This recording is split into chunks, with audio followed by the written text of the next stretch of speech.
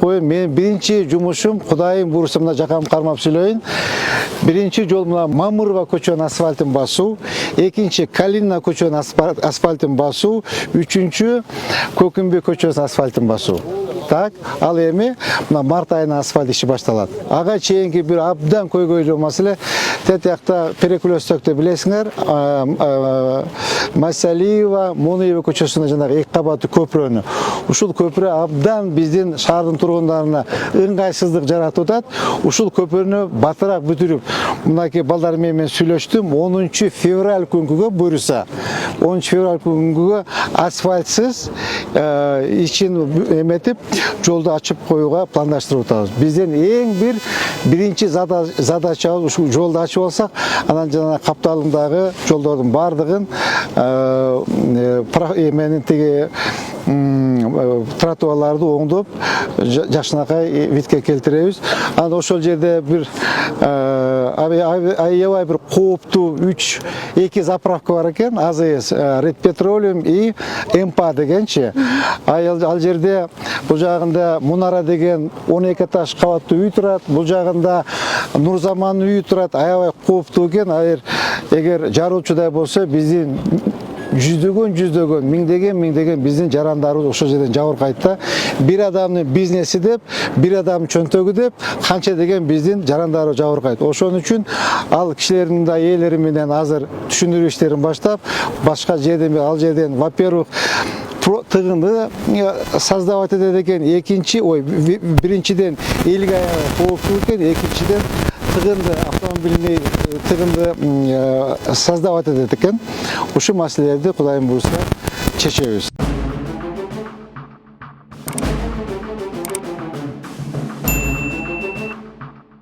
Бүгүн бизде Ош шаарында өтүп жатат. Биздин спонсорлор тарабынан 10 техника белек катары берилди. Бул техникалардын бардыгын биз Ош шаардык мэриянын балансына өткөрүп беребиз. Мына өзүңөр жакшы билесиңер, азыр мына кыштын бир эле айы калды. Марттан баштап көчө төгүү башталат. Ошого бир мына жакшынакай Портер үлгүдөгү машинени жашылдандыруу чарбасына берейин деп чечтик. Бир чоңураак машина үстүнө гүл көчөттөрдү салып, ташып, шаарды бир карасын, гүлдөр эгилсин, тигилсин деп татнагай ушундай машинени бердик, чоңураагын. Биздин жумуштардын баардыгын ошолор аткарат да, жерлердечи. Ошоло биздин маптар, биздин көзүбүз, кулагыбыз ушу маселени чечели деп 9 лаба үлгүсүндөгү машинени белекке, бизге ошол спонсор тарабынан белекке беришти. Биз 9 мапка 9 лаба үлгүсүндөгү машинелерди азыр мынакей беребиз. Мынакей машина кут болсун, жакшылыктар кайдаңыз, шаарды тазалаңыз, шаар гүлдөр деңиз. Бул менен эме чектөө болбойт. Кудайым буйруса дагы жакшы техникаларды алабыз. Макулбу? Меңиз. Кана. Ашчы. Берчи ашышты.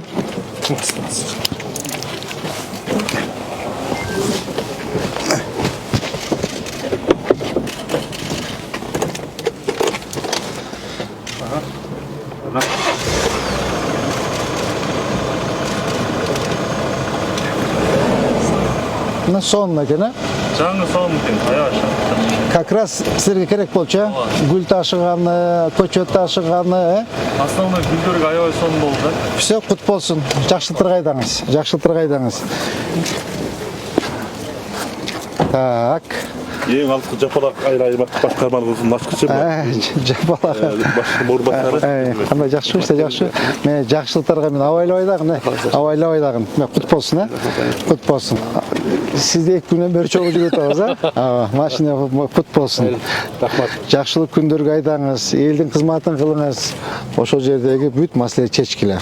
Эл менен жолукканда анча-мунча мустуларды алгыла, ташыгыла, көчөттөрдү бияктан зеленстройдон алып барып эккиле, бактыккиле, карагыла. Көчмө жыйында мен сөзсүз барам.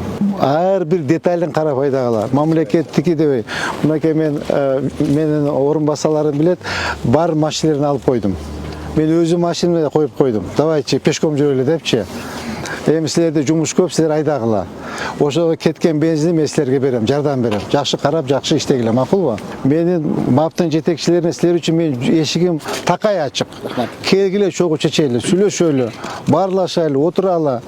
Мэрия тарабынан, спонсорлар тарабынан жардам беребиз. Машина кут болсун, жакшылыктарга айдаңыз. Рахматжан. Давайте, куттуктайм. Мен эртең көчмө жыйын болгондо барып сураймын. Мына биздин жетекчилик кандай иштеп атат деп. Эгер начар иштесеңиздер, жумуштан кетесиздер.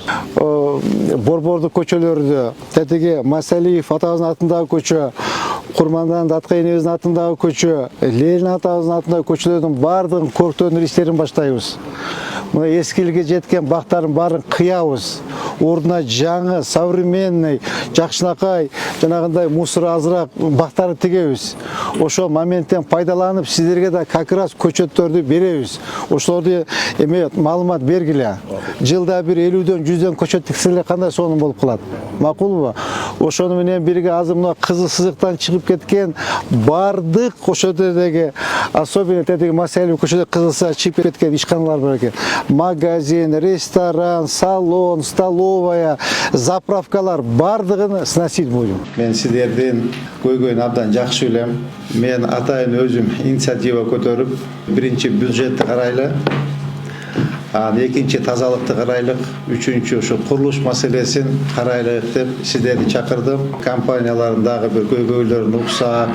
Сиздерден, как мэр города катары мэриянын талабы, мурдагы стиль работабызды бир аз өзгөртсөк, жанагындай тааныш билиш, тууганчылык, анан мен угуп атам анча-мынча коррупционный элементтер дагы аралашып кеткен депчи. Ошо маселелерди сиздер менен жок кылсак, сиздер менен прозрачно, таза иштесек, биз мэриянын талабы, куруучулардан мэриянын талабы татынакай, современный, сапаттуу үй куруп берсеңиздер.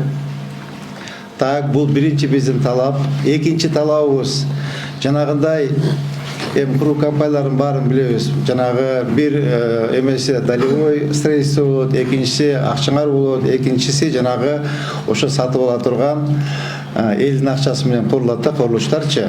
Ушул эмени курулуштарды долгострой болбосо, ошо бир объект алгандан кийин ошо объектти батыраак бүтүрүп элге тапшырып бериш керек. Бирөөгө бир тиен бербейсиңер. Ни водоканал, ни теплосет, ни ЖЭП, архитектура, кадастр, ГАСКО, вице-мэр по строительству. Никому ни одного тыена. Никому. Ни одного квадрата Каменской площади. Бир квадрат бербейсиңер. Булар силерди коркутуп аркылык болушу мүмкүн. Бирок андай кылбаш керек. Мен все буду ездить, буду проверять. В любое время, днем и ночью чалгыла. Мен силермен Жешбек Шараматович, мой бизнес объект көрүп коюңуз десе мен барып көрөм. Бирок мен өзүм лично кыдырам. Өзүм барып ар бир объектти, ар бир компанияларды барып кыдырып, сапатын, иштеп аткан адамдардын санын барын чыгып силермен чогуу көрөм. Если, не дай бог, увижу, что коррупционный элементер болса, пощады не будет, уважаемые эмелер, менин коллегаларым, урматтуу службалардын жетекчилери. Урматтуу куруучулар, мен силерде единственный бир просьбам бар. Мен как куруучу катары мен силерди абдан урматтайм, сыйлайм. Куруу бул мындай оюнчук жумуш эмес да. Кээ бирөөлөр айтат, мына үйдү көтөрүп монча байып кетти. Это совсем далеко не так. Поэтому мен сиздерге, урматтуу коллегалар, взамен что прошу? Сиздер мага прозрачно, раз бир тууган болуп сүйлөшкөндөн кийин прозрачно ошо курулуш компанияда бир объектте канча уста иштеп атат, канча монолитчик иштеп атат, канча сварщик иштеп атат, прозрачно бергиле. Канча стеналар көтөрүлгөндөн кийин канча каменщик иштеп атат, канча штукатур иштеп атат, канча отделдик иштеп атат. Кровляга келсе канча киши теги кровлясын жабып атат. Мага ошол жерде уста иштеп аткан усталардын количествосын бергиле. Анткени ошол наемный работниктер алган патент салык ошол подоходный налог 90% биздин мэрияга түшөт. Bizde 3 эле салык калат экен. Биринчи ошо подоходный налогдун 90%, экинчи приусадебный салык жана тамарка салыгы азыр кичикейледи алчы. Үчүнчү налог на имущество и патенттер боюнча азыр салон, аптека и валютчиктер. Валюта патент алышат экен, ошо бизге калат. Калган налогдор бардыгы уходит в республиканский бюджет. Ошого урматтуу окуучулар, ошого жардам бериңиздер. Мен ошол коррупционный элементтерди жок кылышка сиздер менен чогуу иштейин, аракет кылайлык. Мурдагы тим эле күлүп жайнап турган ош жок экен. Ош эч кимге кереги жок болуп калыптыр. Ош силерге керек. Бактарды эгилбейт, бактар тигилбейт, бактар кыркылбайт. Так? Освещение да коюлбайт, ямочный ремонт да болбойт. Булар бардыгы келип акча кажатын кылат. Келгиле ошо түшкөн акчанын баардыгын керек болсо сайтка чыгарып коем мен. Канча поступление болду, канча расход болду. Өзүңөр да баамда карап тургула. Мына прозрачный иштеп атат деп. Эгер шаарыбыз өнсө, урматтуу окуучулар, силерге да пайда. Курушуңар жакшы аракет эт, батыраак сатасыңар, бизнес болот, батыраак акча оборот болот. Мамлекетке шаарыбыздын чөнтөгүнө төлөп коелук, чем башка бир взяточный коррупциянын чөнтөгүн толтуруп байытпайчы. Эгер ошо мамлекетке, шаарга, мэрияга берсеңер, койду ичиңер оорубай бересиңер да, сөкпөй бересиңер. Койчу ушуну берейин мынакей. Ошо допустим 20 бала иштеп атса 15 деп көрсөтөбүз. 50 строитель иштеп атса 10 деп көрсөтөбүз. Давайте ошону какес көрсөтүп коелук. Ошодан түшкөн салык бизге түссүн, шаардын бюджетине түссүн, бюджетти толтурайлык. Давайте мынакей силердин шаарыңарга, биздин шаарда ошту тим эле мондай кылып, образцовый город кылып коелук. Келгендер күлүп жайнап турсун. Коррупция жагын мага коюп бергиле.